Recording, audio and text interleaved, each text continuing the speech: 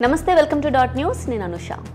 వాలంటీర్లపై Chandrababu and co కోపం వృద్ధులకు పింఛన్లు ఆగేలా చేసింది తెలుగుదేశం బినామీలు చేసిన ఫిర్యాదుతో వాలంటీర్లపై ఎన్నికల సంఘం ఆంక్షలు విధించింది కరెక్ట్ గా పింఛన్ పేదల గుమ్మంలోకి చేరే సమయంలో ఈసీ ఆంక్షలు వృద్ధులకు పింఛన్లు అందకుండా చేసింది సచివాలయానికి వెళ్లి పింఛన్లు తెచ్చుకోవాల్సి రావడంతో ఎండాకాలంలో వృద్ధులకు అవస్థలు మొదలయ్యాయి అంతే వైసీపీ మీద వాలంటీర్ల మీద కోపంతో తెలుగుదేశం చేసిన పని బూమ్రాంగ్గా మారి టీడీపీకి పేదలందరూ శాపనార్థాలు పెట్టే పరిస్థితి నెలకొంది తమకు పింఛన్లు లేకుండా చేసిన తెలుగుదేశం నాయకులకు చంద్రబాబుకు ఓటు ద్వారా బుద్ధి చెబుతామంటూ లబ్ధిదారులు కన్నెర్ర చేశారు ఈ పరిణామాలన్నింటితో తెలుగుదేశం కొంప మునగడానికి సిద్ధమవగా చేతులు కాలాక ఆకులు పట్టుకున్న రీతిలో చంద్రబాబు ఎన్నికల సంఘానికి లేఖ రాశారు ఏపీలో పింఛన్ల పంపిణీ చేపట్టేలా రాష్ట్ర ప్రభుత్వాన్ని ఆదేశించాలని తన లేఖలో చంద్రబాబు కోరారు సచివాలయ ఇతర సిబ్బందితో పింఛన్లు పంపిణీ చేసేలా చర్యలు తీసుకోవాలని